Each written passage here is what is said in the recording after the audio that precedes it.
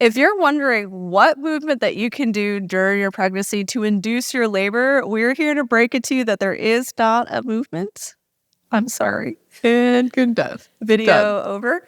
But let's break down why there are some misconceptions that if you do certain types of movements, it will induce your labor, and what you can do instead to help prepare for your birth.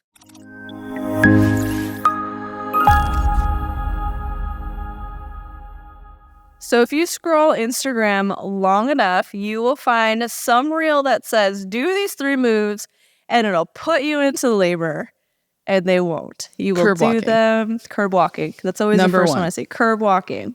Walking. Help your baby get into the pelvis. Go for walking. Bounce violently on a birth ball. Stairs. So there's all sorts of movements that are believed to put you into labor. Probably none of them will. Now, if you are in labor, they can help continue labor because movement is motion is lotion. It helps your baby kind of wiggle and rock through your pelvis a little bit more. But there is not a move that will push. There's nothing that will induce your labor unless you are already about to go into labor. Now, let's discuss why this is a myth, though. Why do so many folks believe that if you do these movements, it will put you into labor? The first thing maybe is that if you are fatigued, you will have more Braxton Hicks and you'll be a little bit more crampy because we have uterine irritability. So there's just more contractions kind of happening, but they're not necessarily like uterine contractions that are going to progress you into labor. And that tends to happen more with movement. So if you're exercising during your pregnancy, especially towards like the second half of your pregnancy, you may find that during your workout, your belly feels like really firm or tight, or you may feel like a little bit more crampy during your workouts or like shortly after. Like if you're walking, your whole belly might be like a rock hard thing. Mm-hmm. Usually that's from fatigue. It could be a little bit from dehydration, which also causes some uterine irritability. It could be that you have to pee. That's like a big thing for me right now. If I have to pee, my whole belly is like, so it could be you just have to urinate.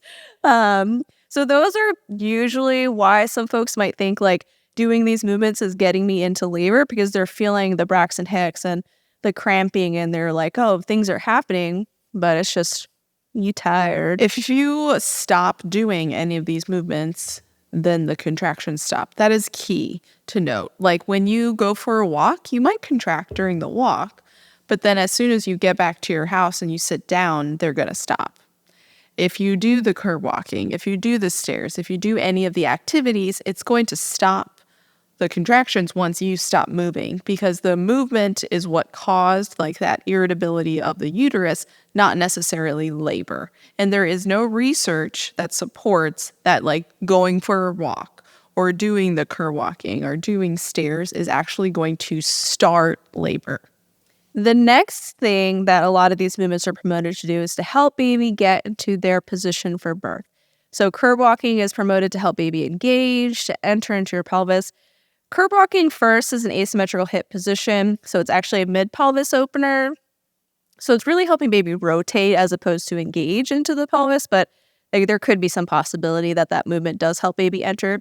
But an engaged baby does not equal labor either. It doesn't matter how deep your baby is into your pelvis or what perfect position your baby is in, that doesn't equal labor onset. And so that'll be like another myth is if you do these movements, it'll help your baby get into a really good position or help your baby engage, and then labor will begin. That is not necessarily correlated, unfortunately. I Googled it. So, no. But now, if you are actively in labor, just to recap, these movements can be beneficial then, once you are in labor, actively contracting. Curb walking can be helpful to help that baby navigate through that mid-pelvis. Walking can be beneficial to, again, help that baby navigate. Motion is lotion. Until you are like actively contracting, it's just for funsies. Now, there are movements that you can do during pregnancy to kind of prepare for birth, though, because it's not just like, we'll just wait until you give birth and then move. Like, you should absolutely be moving your body during your pregnancy. And so we want to think about what type of movements are going to help us to create more space within each pelvic level to make those movements easier to do. What movements can we release tension within our pelvic floor? And so that's what we want to be focusing on as we are kind of in these final weeks preparing for birth. You also don't have to wait until you're like 36 weeks to start birth preparation. You can start that in your first trimester as well. These exercises will also not put you into labor, because we'll get that a lot whenever we share about our birth prep circuit is, will this put me into labor? It's like, no, unfortunately. If so, Gina would not have gone to 41 weeks pregnant. Yes. If movement put you into labor, I would not be pregnant past 40 weeks. Let me tell you that. So with our birth prep circuit, what we're focusing on is common areas of tension.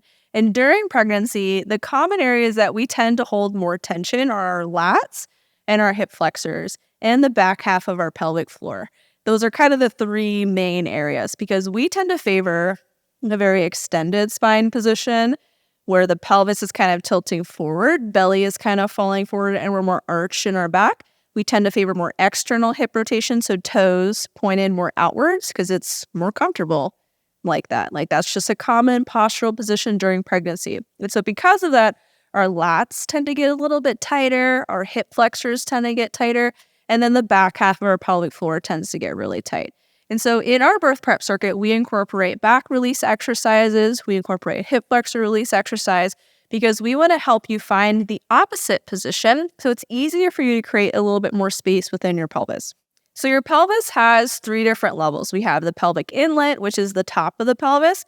We have the mid-pelvis, which is the middle bony portion that baby rotates through.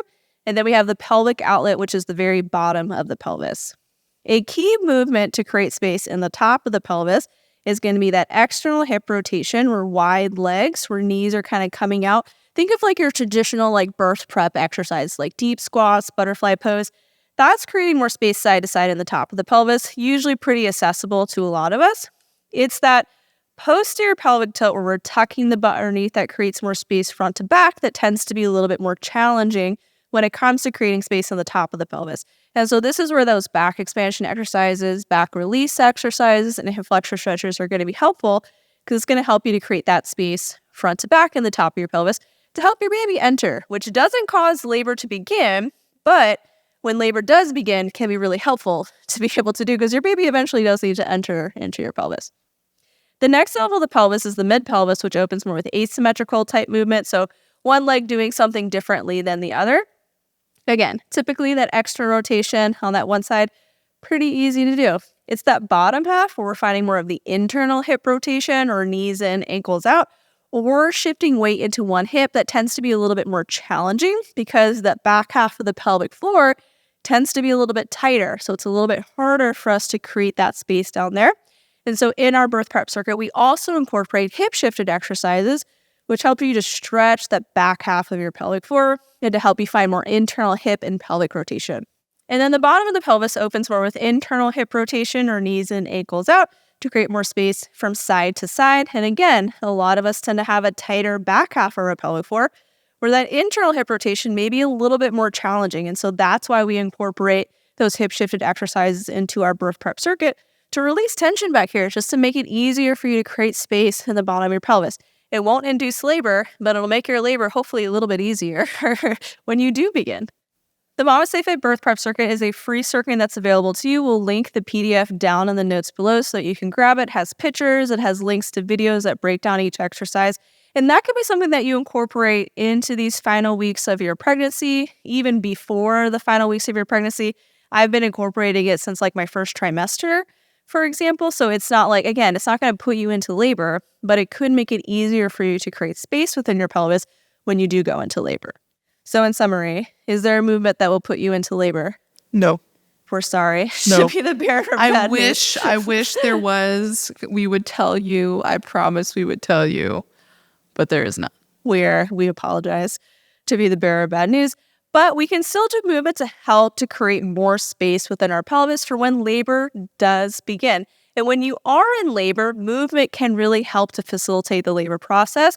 Movement helps your baby to wiggle and rock through the pelvis, and so it can be super beneficial to continue to move during your labor. But again, unfortunately, curb walking, walking stairs, violently bouncing on your birth ball will not put you into labor, but it can be helpful once you are in labor.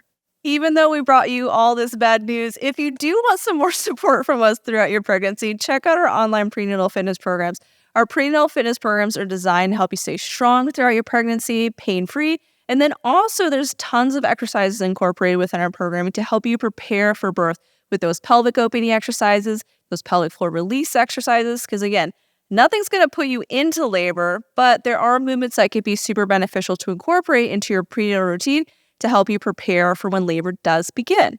And if you're looking for a childbirth education course, we have an online childbirth education course that discusses the science of labor and birth to kind of take away some of the mystery that surrounds birth to make it less scary. When we fully understand what's happening and know what to expect, it can make the experience a little bit less scary. We also discuss birth options as well as what your partner can do to support you throughout the laboring process. A lot of people ask for it, so we go over all of the things that they can do to help support you throughout labor. And if you want to check out any of our offerings, you can go to MamasteFit.com and use code YouTube10 as a thank you from us for watching this entire video.